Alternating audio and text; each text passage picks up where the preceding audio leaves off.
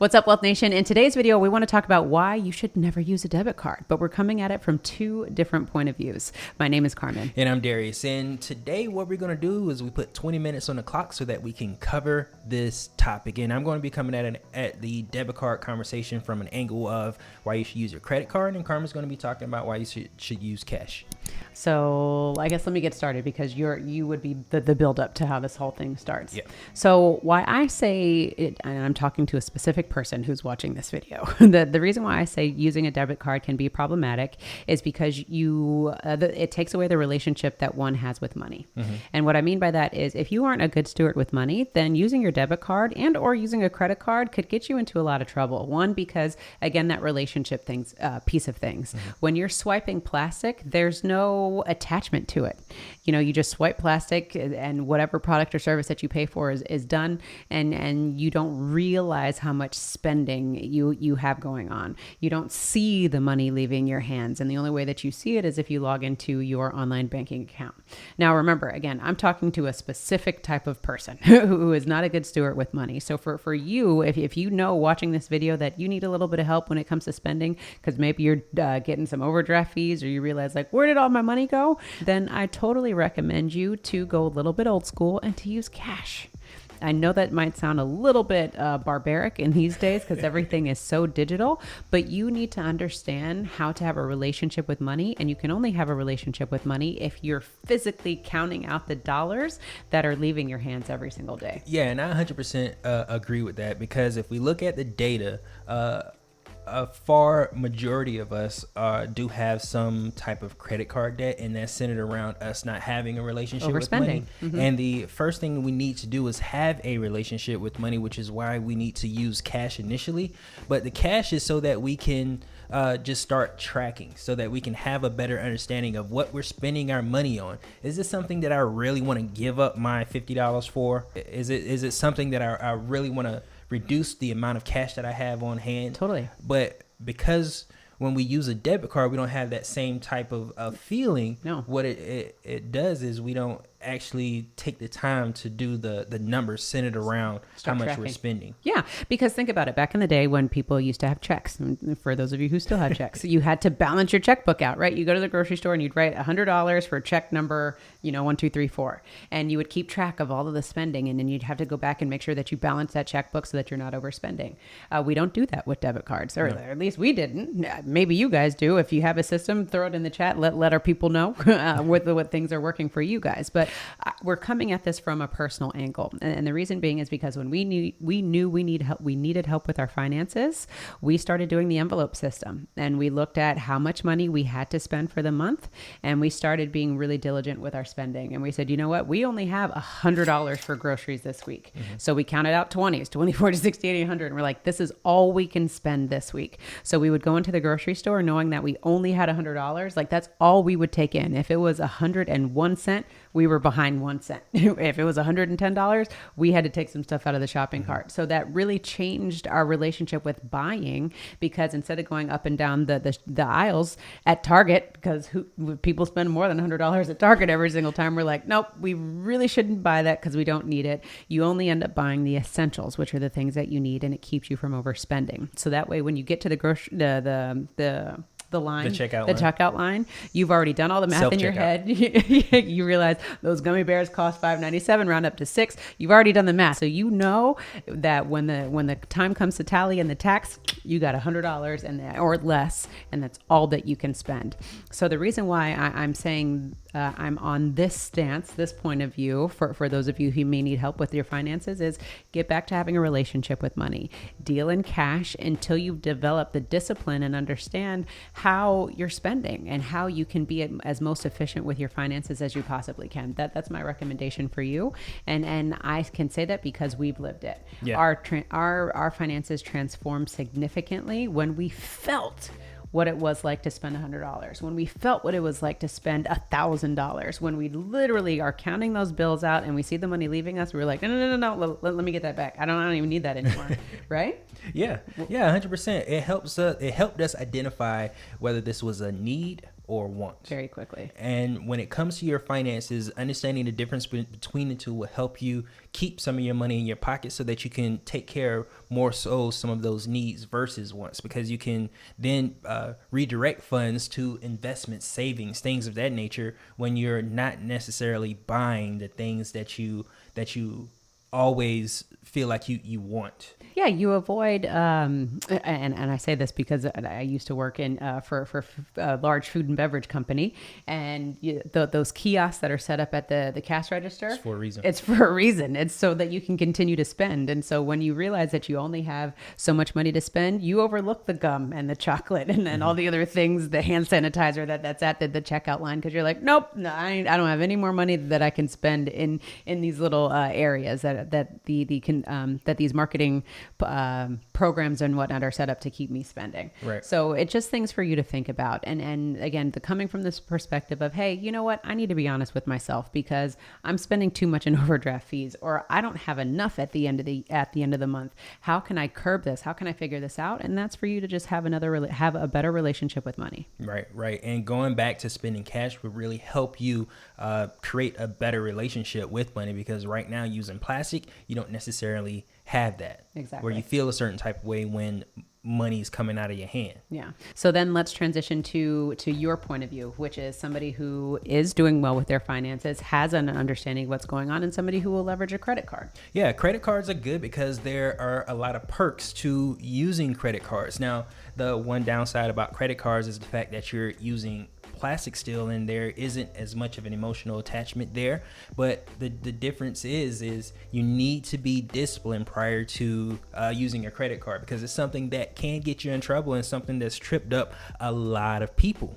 More than 50% of people have credit card debt, which means that they're paying interest on something that it costs a lot less than what they're paying for it. Yeah. And that's one of the things that we need to avoid, which is one of the reasons why we started off with the cash first, so that you can develop the discipline and the feeling of spending cash, so that you can translate that into how you use your credit cards. Mm-hmm. And one thing that I want to add with the credit card piece of things is you have to be careful. Like you just said, with credit cards, it can be an amazing tool to leverage, or it can rob you blind. Right. So that's why we wanted to make sure that we have levels to this, because it makes absolutely no sense for you to go to it makes absolutely no sense for you to get a credit card if you are not disciplined with your spending, because you'll get way in over your head.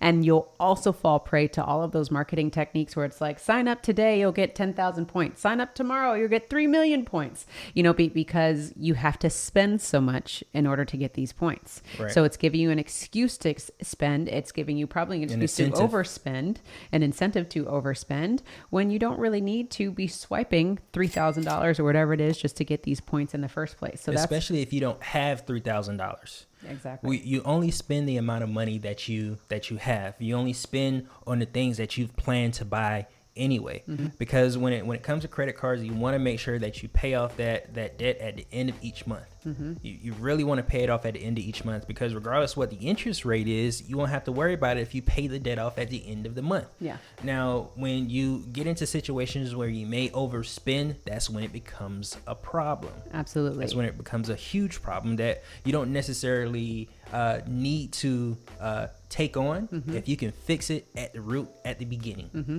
Now, to put into perspective, though, there's two different playing fields that we're on, right? So one, we need to fix our household, deal in cash. The next one, where we have the power of leverage. And if you are amazing with your finances, you know exactly what's going on, you're paying off your balances every single month, then you get to tap into the beautiful, magical power that credit cards allow you to leverage, basically. And that is going into the points. That is going into the perks and the cashback and things like that. If you have the wherewithal to understand exactly what you can possibly do to get money back, to get points for traveling, for whatever it is, just by leveraging your spending or paying off your balances, paying off assets, whatever it is, then you should absolutely use a credit card instead of a debit card, because debit cards aren't going to give you those perks. Debit cards are the basic Betty, so to speak, where it's just going to allow you to do what you need to do. Credit card is where we're leveling up, changing the playing field, and changing changing how we do things with credit. We're not being consumers, we're being strategists when it comes to the world of credit, I would say. Yeah, I 100% agree. Being strategic with how you spend your money, which starts with the very beginning. What are your plans? Are you disciplined enough to where you can have a credit card and not overspend it? Are you using a credit card just for emergency funds? No, you shouldn't use your credit card for emergency funds. You should use your credit card to spend money that you're already going to spend, especially if you have the discipline where you're tracking your spending habits. Yeah, exactly. And then the thing that we also want to bring to your attention that is, if you are disciplined with your finances, if you understand the power of leverage, then definitely click on the link below so that you can join the Wealth Nation, so that we can continue to teach you how to be a creative financer and to finance your own lifestyle so that you're not dependent on credit cards or other people to do it for you. We can teach you how to do it all yourself using other strategies. So definitely make sure that you click on the link below to check that out. And again, we just want to make sure that you guys hear us. We're screaming from the rooftop. We're not saying a debit card is a bad thing. No, we're not saying that at all. We're just saying, what side of the fence are you on? Right. Are you a strategist, or do you need to play the beginner's play? So if you want to play the beginner's play, then play with cash, get that game going. But if you're ready to strategize because you know your numbers to the T, you understand exactly how you can leverage things, then use a credit card. Skip the debit card and go straight to the credit card. Yeah, and you can pay it off every single month. You've planned for it where you don't carry over a revolving debt because you have to pay interest on that. Yeah, because then you can think about other opportunities where you can leverage credit to pay off assets faster, to do paycheck parking. A lot of people do amazing things with credit that you should probably check out and learn how to leverage because they understand what's happening in their household. And they could capture all those points. Now, one thing that Carmen and I, we really enjoy is we enjoy traveling and the convenience of having a credit card when we travel versus having cash or having to convert our US dollars into another type of currency. We don't have to carry around as much cash. Now, when you walk into some countries, you instantly become very wealthy just from getting off the plane because of how much our dollars are worth in comparison to other currencies. So in some of those cases like that, you want to make sure that you have a credit card so that you're not walking around in this country with a large amount of amounts of cash as a tourist. Yeah. So that's one of the perks of having credit cards is travel. Yeah, I totally agree. Travel, points, leverage, being able to rebates, to move money, cash back, all rebates, basically all of those things. And you can take advantage of all of those things when you understand how to make credit cards work in your favor. And it starts with discipline.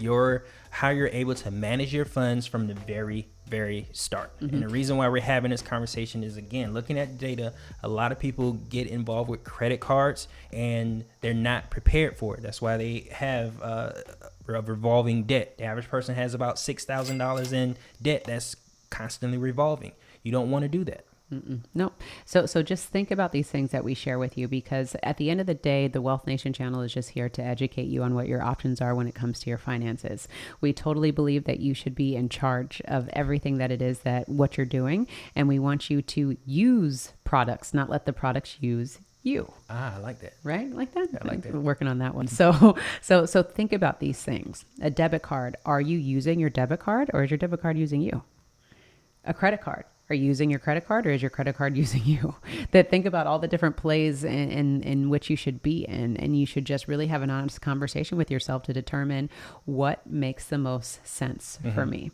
And a cash may make the most sense for you. Using a debit card may make the most sense for you, or using a credit card may make the most sense for you. But at any given point, you have to make sure that you do what's best for you, regardless of what your family or your friends tell you, or regardless of what the marketing pitch says for you. Right. And again, with this video, the title of it is why we never use debit cards. It may be different for you, but these are the reasons why we choose to do this. Yeah, and like we said, we showed two different sides of our story. When we were first getting started with our financial literacy, we were dibbling and dabbling in cash, and that's all we used. But then we got to the point where we were so systematic with everything going on, where we were able to level up, utilize credit cards for leverage, not for consumer spending, and that just allowed us to change the game. So we have points, we have cashbacks, we have all sorts of things, leveraging assets, paying things off faster using credit, just because we understand how the money game works. So as a consumer, start educating yourself, start figuring out what products and solutions you can conjure up so that you can figure out what's going to be best for you, right? Yeah, 100%. And just so everybody know, we got the whole envelope system from Dave Ramsey. We're graduates of Financial Peace University. We really love the program, and that's just what we started off with, and it really helped us slingshot us as far as understanding our budgets, understanding how much money is going in versus going out when we use cash. Yeah, and then we realized we had to change the game. Once we got that foundation was laid, we said, how do we create cash flow? Because we're not going to save our way to $1 million, nor do we want to work that hard for it. So we need to figure out a way to create cash flow so our money can work for us. And that's where we started understanding the power of leverage, and we started going, oh, wait, Dave, thank you for everything that you shared with us, but now we understand how to use credit cards as opposed to just being a consumer and getting hit over the head all the time with interest payments. Yeah, we do it to ourselves. There's nobody that we can blame about our financial situation other than the person in the mirror. So by taking responsibility, understanding what maybe you need to go back a step. Maybe you're fine where you are. Maybe you need to just add some things on an Excel sheet as far as budgeting. But we wanted to create this video so it kind of opens your eyes about maybe I need to better look at my financial situation and see how I can pivot so that I don't have an issue with my finances at the end of the day. So ladies and gentlemen, it's all about leveling up. We talked about cash. We talked about the leverage with credit. The next thing is cash flow. So we need to understand passive income, how that works, because there's levels to this. So if you want to understand what the next level is, then definitely check out our next video where we talk about how to create passive income. And make sure you subscribe to our channel and remember to own your own lifestyle, or someone else will.